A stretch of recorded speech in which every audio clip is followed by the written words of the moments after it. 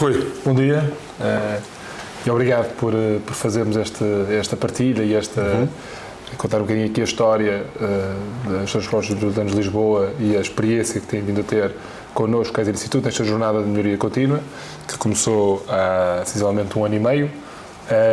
E, portanto, no fundo, o objetivo deste momento é o Rui partilhar connosco e portanto, com todos aquilo que tem sido a vossa experiência e o que é que vos motivou, acima de tudo, a entrar nesta jornada, que resultados é que têm vindo a obter e um bocadinho como é que vem no futuro.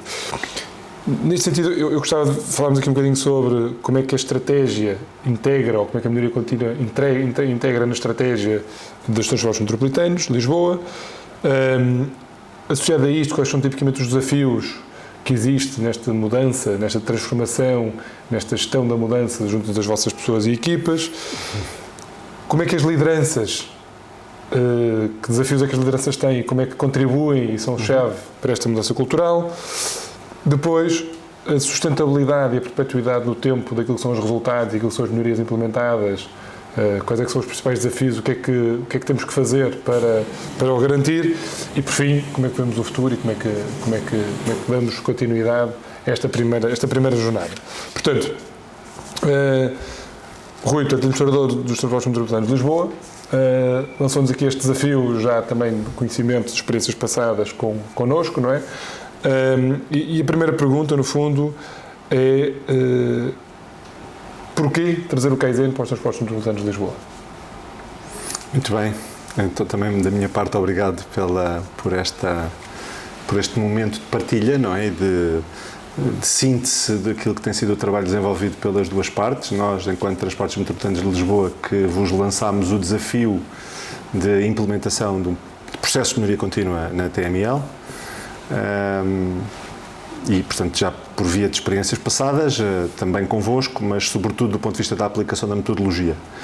A TML é uma organização complexa, bastante complexa, tem vários processos a seu cargo, desde logo a repartição, que é um tema no qual ainda vocês não tocaram de forma abrangente, apenas numa fase ainda inicial do levantamento de processos, mas tem desde logo a repartição dos valores da receita no contexto da área metropolitana de Lisboa, em que centenas de milhões de euros são mensalmente apurados para serem repartidos por todos os operadores e é mais um processo de negócio que a TML tem a seu cargo, tem nas suas mãos, e depois um processo extremamente relevante, estou a sintetizar, não é?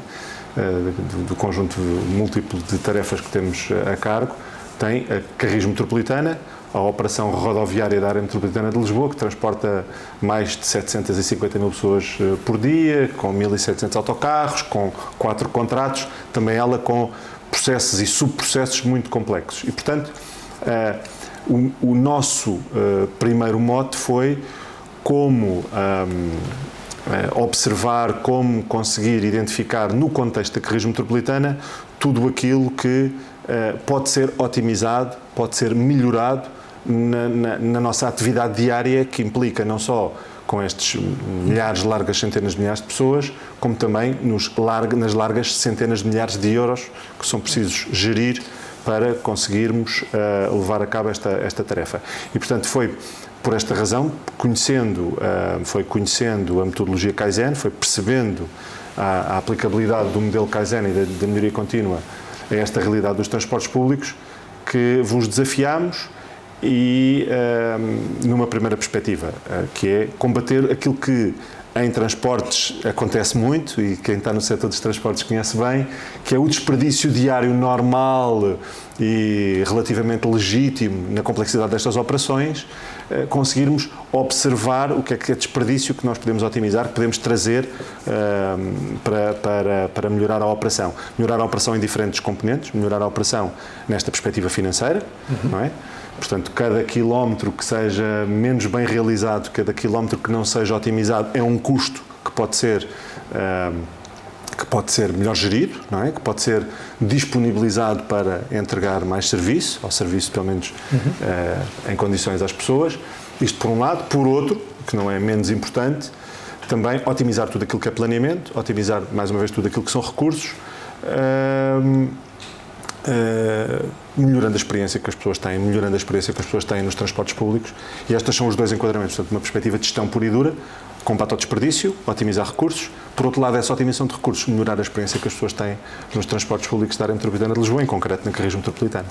E isso, Rui, na verdade faz a ponte clara com efetivamente aquilo que foi o nosso primeiro desafio convosco. Eu recordo-me lançarmos o mote de como é que nós podemos melhorar as não validações, não é? Portanto, aquilo que são as viagens, digamos assim, via autocarro, não estão validadas por via de um bilhete ou de um passe, ou seja, e tinha ali logo dois desafios. O primeiro era conseguir, na operação, no terreno, perceber as causas de não validações, inclusive separar aquilo que são problemas operacionais, no limite até questões de fraude e tudo mais. Mas, por outro, conseguir fazer isto sem piorar a experiência de cliente. Não é? Portanto, e, na verdade, mais uma vez, este mote surge por aquilo que foi uma mudança de paradigma também do ponto de vista do financiamento da operação, não é? nos últimos 2 anos. E, portanto, trouxe este desafio de realmente perceber na operação e ir para o terreno e percepcionar, portanto, como é que, o que é feito, porquê é que é feito, sem piorar a experiência de cliente. No fundo, depois, eu destacaria aqui 4 grandes áreas de atuação. Portanto, trabalhar o tema da auditoria da operação, portanto, de confirmar processo na operação e todo o trabalho que se fez de montar esta área de auditoria e de confirmação. Trazer também o tema da fiscalização para dentro da TML, incorporar esta vertente dentro da TML. Toda a componente de reporting, portanto, de métricas de gestão da operação online, on time, diariamente, e por fim toda a parte que nós chamamos de case diário, mas portanto toda a parte da gestão das equipas, da gestão da mudança, das nossas equipas-chave, da gestão da operação. Dentro destas vertentes, ou outras, Rui, o que é que achas que foi assim, os temas mais a destacar, os principais achievements que foram feitos? Eu destacaria, até por insistência daquilo que tenho sempre referido, a aplicação da metodologia como um todo. E não apenas na operação, não queria fugir da tua questão, mas não apenas na operação, mas na necessidade que uma organização complexa, como comecei por referir, que é a TML, de ter o mesmo padrão de método interdepartamentalmente, para que todos nós saibamos e consigamos com facilidade, sem ter que ser especialistas, perceber o que é que o colega do lado, o que é que a direção do lado está a conseguir do ponto de vista do seu trabalho, dos seus KPIs, conseguirmos todos entender e consolidar verticalmente o conjunto de resultados em indicadores e indicadores perceptíveis por toda a organização. Muito importante para a comunicação interna, muito importante para todos trabalharem no mesmo sentido, ou para sempre que alguém esteja também legitimamente com o dia-a-dia, com a atividade normal diária, a fugir ligeiramente do carril, fugir ligeiramente do troço, corrigir esse caminho e alinhar com todos os colegas. E, portanto, o que eu destacaria é o arranque, porque estas coisas é um processo contínuo, de grande consistência, é preciso grande consistência na aplicação de um aspecto deste que é muito cultural, não é? Desta abordagem de melhoria contínua recorrendo ao Kaizen. E, portanto, a aplicação do método era aquilo que eu destacaria como tarefa sempre incompleta, mas que temos que manter e que temos que implementar em toda a organização. Dentro desta, destacaria numa primeira fase a aplicação de um Kaizen diário em todas as equipas operacionais e, portanto, aquilo que é todos os dias as equipas reunirem em torno de indicadores de performance que elas próprias vão construindo e que elas próprias vão depurando de acordo com a sua realidade e de acordo com as suas necessidades mensais, trimestrais, anuais, que consolidam esse Kaizen, que consolida depois num Kaizen da direção e que, por sua vez, consolida num Kaizen da organização e, portanto, que há este processo piramidal que entrega resultados e que permite medir e que permite acompanhar e que, sobretudo, disciplina as equipas e cada uma das pessoas individualmente consideradas a estar focado em resultados, focado em medir resultados, focado em controlar indicadores da nossa atividade, porque, mais uma vez, é uma atividade complexa, nós gerimos quilómetros, nós gerimos euros, nós gerimos pessoas, nós gerimos um conjunto vastíssimo, prestadores, portanto, um conjunto bastante diversificado de dados, que se as equipas não estiverem muito orientadas e muito cumpridoras desta abordagem, enfim, tende a dispersar e tende a perder algum controle e nós temos felizmente conseguido isso. com a aplicação desta metodologia. Depois, em casos práticos muito concretos, sim, de destacar a questão da abordagem à fiscalização e auditoria, em que seja porque foi preciso melhorar as perspectivas da auditoria no terreno, e a auditoria do terreno o que é? É o conjunto de pessoas que nós temos que complementam os sistemas de informação. Nós, felizmente, hoje somos uma empresa fundamentalmente Big Data, não é? Portanto, nós gerimos muitos dados, mas é preciso... Cada vez mais online. E cada vez mais online. Todos os experiências de cliente partilhados com o cliente final. Sobretudo online, sim, de grande lógica de dados abertos, portanto, entregar esses dados para as pessoas e para o serviço, mas precisamos sempre de gente no terreno. Precisamos sempre que quem observe se a operação está a correr bem, se o autocarro está limpo, se o autocarro cumpre os requisitos que são contratualmente definidos. E, portanto, essa equipa de auditoria tem que uniformizar processos, tem que uniformizar métricas, tem que uniformizar formas de trabalhar, e o Kaizen nos ajudou bastante nisso. Agora, se me permites, só para darmos aqui uma ideia de dimensão, estamos a falar de quantas pessoas é que transportamos em média? Nós, por semana, e quantos autocarros em outubro, em média, foram 749 mil em cada um dos dias úteis de outubro, em média, portanto, houve dias acima, bastantes dias acima destes 749 mil. Os autocarros andarão sempre na casa dos 1.550 em operação todos os dias. A diferença entre os 1.550 para os 1.700 é aqueles que estão parados em reparações, em sobras, etc. Eu acho que isso é muito importante para dar aqui a relevância ao tema e dar a dimensão ao tema que estamos a falar. E exatamente na parte desta dimensão, portanto, nesta primeira jornada foi feita uma transformação, não é? Da operação, uma parte da transformação da operação. O desafio agora a minha pergunta é: como é que nós perpetuamos isto no tempo? Ou seja, como é que nós garantimos que a transformação que foi criada, os novos paradigmas que foram implementados, se mantêm, se perpetuam no tempo, portanto, que não vão reverter, e qual é o papel das nossas lideranças nesta missão? Uma boa pergunta. A liderança é fundamental haver uma liderança forte, e acho que, isso tem sido testemunhado, não só através daquilo que foi o push que eu próprio dei ao processo, mas ao nível do Conselho de Administração está perfeitamente embebido a abordagem de melhoria contínua e a abordagem de Kaizen, portanto não é um ato isolado de alguém, portanto isso também se criou, e isso é fundamental, e portanto este empowerment que é dado ao nível da administração é fundamental, não é?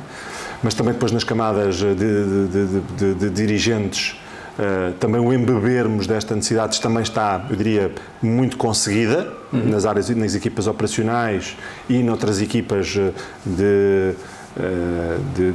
auditoria interna, etc., que estamos a criar e que estão a enraizar essa cultura, mas eu diria que muito importante, é a minha opinião, é sobretudo os resultados que estamos a ter ao nível das equipas mais operacionais, ou seja, as próprias pessoas perceberem que o método e que a prática do método resolve temas cotidianos, melhora a prestação do serviço e que, sobretudo, eles são envolvidos nessa obtenção das métricas,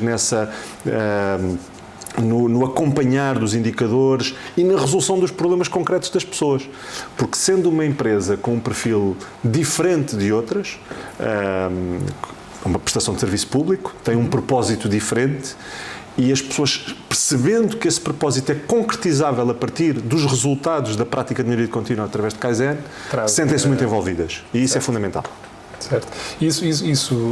Nós agora, muito recentemente, lançámos um livro de Kaizen Culture Paradox, que fala exatamente sobre estes desafios. Ou seja, o que é que nós, ao longo destes anos de experiência, percebemos? As ferramentas e as metodologias são importantíssimas, mas não chegam por si só para mudar a cultura e sustentar. E o que é que nós concluímos? Que, na verdade, as rotinas das pessoas, das equipas, dos líderes, são chave para perpetuar.